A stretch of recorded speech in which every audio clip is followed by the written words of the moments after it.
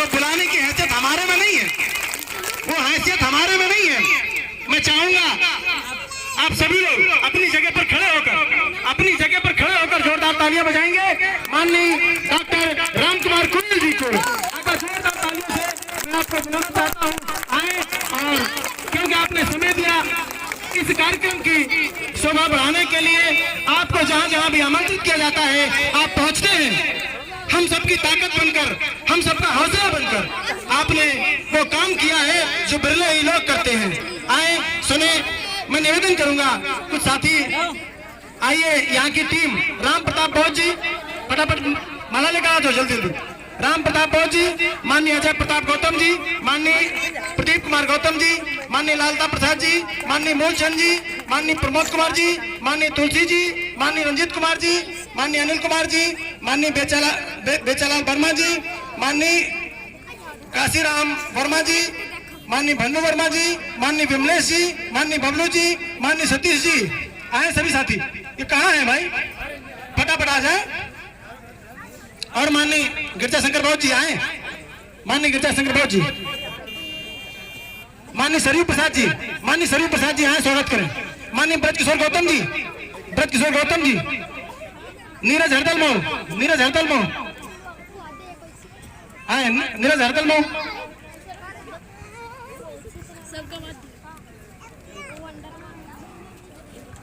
हमारे बीच में डॉक्टर नागपाल साथी जी, मैं आपसे भी निवेदन करूंगा आए। और एक माला मुझे भी दे।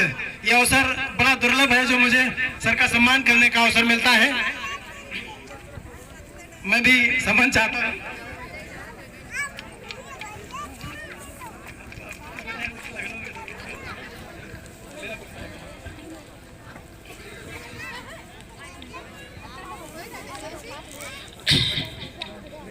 श्रद्धेय तथागत गौतम बुद्ध, मानव को मानवता बहाल कराने वाले, नारी को सम्मान दिलाने वाले परम पूज्य बोध सत्तू बाबा साहब, करोड़ों करोड़ों सर्व समाज के मसीहा, बहुजन समाज पार्टी के नायक मानवर काशीराम साहब सहित बहुजन समाज में जन्मे सभी संत गुरुओं महान पुरुषों के चरणों में श्रद्धा सुमन अर्पित करते हुए आज बहुजन समाज पार्टी की राष्ट्रीय अध्यक्ष, उत्तर प्रदेश की चार बार रही पूर्व मुख्यमंत्री बहन मायावती जी के दिशा निर्देशों पर अपने ही गृह जनपद हरदोई के इस बाघा डारा गांव में बहुत हर्षोल्लास के साथ यहाँ के बहुत ही सम्मानित साथियों ने इन डॉक्टर बी.आर. अम्बेडकर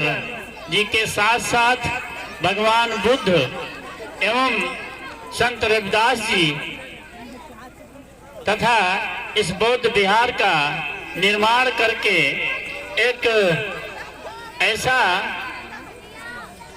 सबक सिखाने का काम किया कि जो ये महान पुरुष की हस्तियां देख रहे हैं, ये हस्तियां ऐसी वैसी हस्तियां नहीं हैं। आज बाबा साहब की बदौलत हम और आप मान सम्मान स्वाभिमान की जिंदगी व्यतीत करने का मौका मिला है, तो बाबा साहब की बदौलत मिला है। इतना ही नहीं, आज इस देश का पीएम मोदी कहता है काशी नगरी मेरी है। मैं दावे के साथ बता देना चाहता हूं कि वो काशी नगरी बनारस को काशी नगरी कहा जाता है। वो काशी नगरी का मैं 16 साल प्रभारी रहा हूं और एक इतिहास के बारे में मैंने खोजबीन किया हूं। वो काशी नगरी की देन अगर है तो संत रविदास जी की है, भगवान बुद्ध की है और बाबा साहब की है। क्योंकि इन महान पुरुषों का कहना है कि जो पैसा हम अंधविश्वास आडंबर पर खर्च करते हैं, देवी देवताओं के ऊपर खर्च करते हैं, उस पैसे को बचा बचा कर अपने बेटा बेटी की पढ़ाई पे लगा देना, आपका सम्मान होगा, आपका विकास होगा और बाबा साहब भगवान बुद्ध का कारवां पूरा होगा। साथियों, भाइयों बहनों में बता देना चाहता हूं एक छोटा सा उदाहरण अंधविश्वास के ऊपर। बाबा साहब ने कहा शिक्षित बनो, संगठित रहो, संघर्ष करो। और अगर हम आज इस बौद्ध विहार बनवाने का काम किया हूं, इतना ही नहीं, जितने साथी बैठे हैं, बहनें बैठी हैं, ये सारे अपने अपने घरों में अगर इनकी मूर्तियां, प्रतिमाएं लगा लें, लेकिन उससे कुछ भला होने वाला नहीं। जब तक भगवान बुद्ध से लेकर बाबा साहब संत रविदास जी के विचारों पर नहीं चलेंगे तो आपका कोई कल्याण नहीं होने वाला है। जैसे बाबा साहब ने कहा कि शिक्षित बनो, संगठित रहो, संघर्ष करो। हमें अंधविश्वास, आडंबर में नहीं पड़ना है। तो एक छोटा सा उदाहरण बता देना चाहता हूं कि अंधविश्वास, आडंबर अगर सबसे ज्यादा कहीं है तो हमारी बेटी माताओं बहनों में है। कैसा अंधविश्वास? मेरी अगर एक बात पकड़ ली जाए, तमाम साथी विद्वान बैठे होंगे, पढ़े लिखे बैठे होंगे, हमारी एक बात गलत साबित करने वाले को 1 लाख रुपया नगद इनाम दे के जाऊंगा। कैसा अंधविश्वास?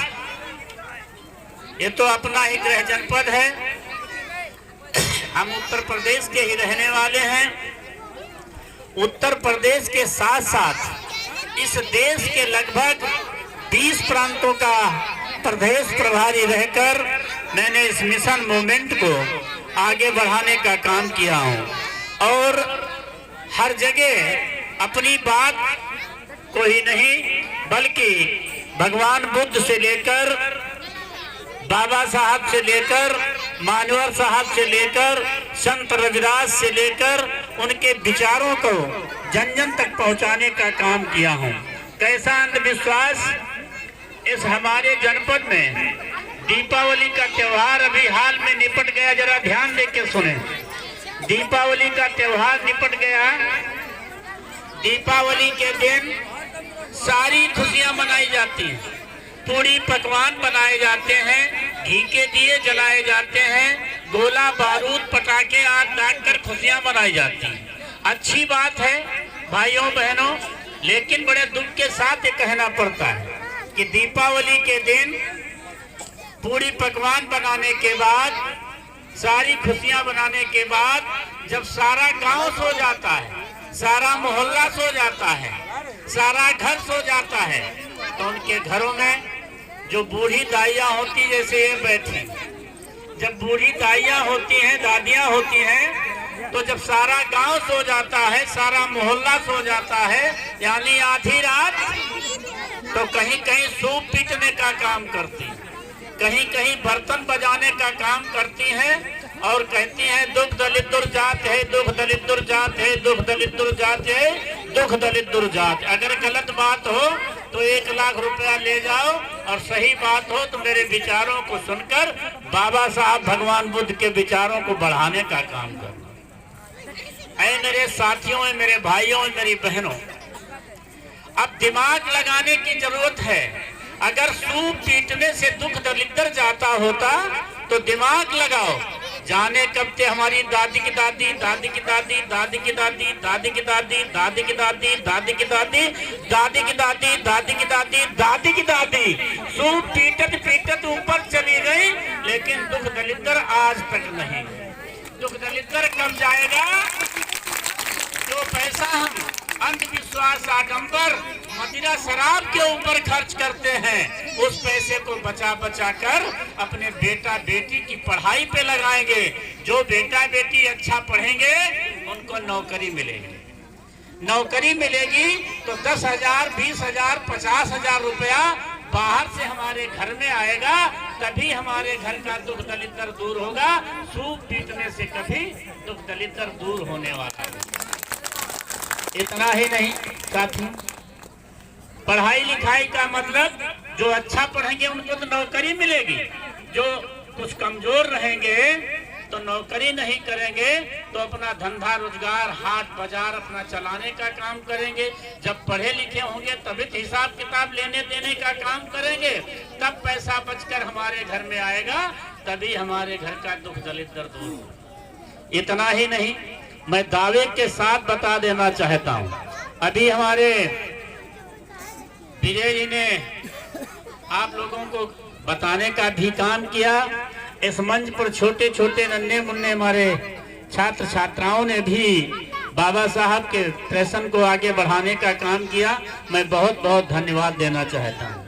साथियों, इतना ही नहीं, मैं दावे के साथ बता देना चाहता हूं कि बहुत सारे से भी हमारे इस विधानसभा के भावी विधायक भाई तिलक चंद पासी जी ने भी आपको बताने का काम किया। और जब से हम आप जन्म लिए हैं तब से सरकारें आती जाती चली जाती हैं। सबके बारे में हम आप भली भांति जानते हैं, चाहे वो कांग्रेस की सरकार रही हो, चाहे भारतीय जनता पार्टी की सरकार रही हो, चाहे समाजवादी पार्टी की सरकार रही हो। जो जो सरकारें आई गई उन्होंने हमारे आपके लिए कुछ नहीं किया, बल्कि हमें और आपको दबाने का काम किया। हमें आपको 10 हाथ नीचे गड्ढा में गाड़ने का काम किया। धन्य हो बाबा साहब, जिनके सम्मान में प्रतिमा लगाने का काम किया। अगर बाबा साहब न होते तो आज इस मंच के माध्यम से माइक पर बोलने का अधिकार मुझे भी नहीं होता, भले मैं विधायक रहा होता, उससे क्या लेना देना। अगर बाबा साहब न होते तो न मुझे और न विजय जी को पैंट पतलून पहनने का अधिकार होता, न मंच पर भाषण देने का अधिकार होता, और सामने बैठी माताएं बहनें, इनको पढ़ाई लिखाई का अधिकार नहीं होता। धन्य हो बाबा साहब, जिनके अथक प्रयासों से जो लोग इस मुल्क को आजाद करके अपने मुल्क चले गए थे और ये भारत देश आजाद नहीं था, बाबा साहब वहां पर जाकर अपने भारत देश की बात को रखने का काम किया कि भारत देश आजाद है लेकिन कागज पर आजाद है, लेकिन आजाद नहीं बल्कि गुलाम आज है और पहले भी रहा है। कैसे? कहा वहां के सर्व समाज के साथी, यानी जो 85 और 15 का नारा, इस देश में केवल 2% के लोगों को राजा महाराजा बनने का अधिकार हुआ करता था और 98% के लोग गुलाम बेचारा बेसहारा बनकर गुलामी करने का काम किया करते थे, तो गुलाम हुआ करते थे। धन्य हो बाबा साहब, जिन्होंने इस व्यवस्था को व्यवस्थित परिवर्तन करके दिखाने का काम किया और वोट का अधिकार देने दिलाने का काम किया।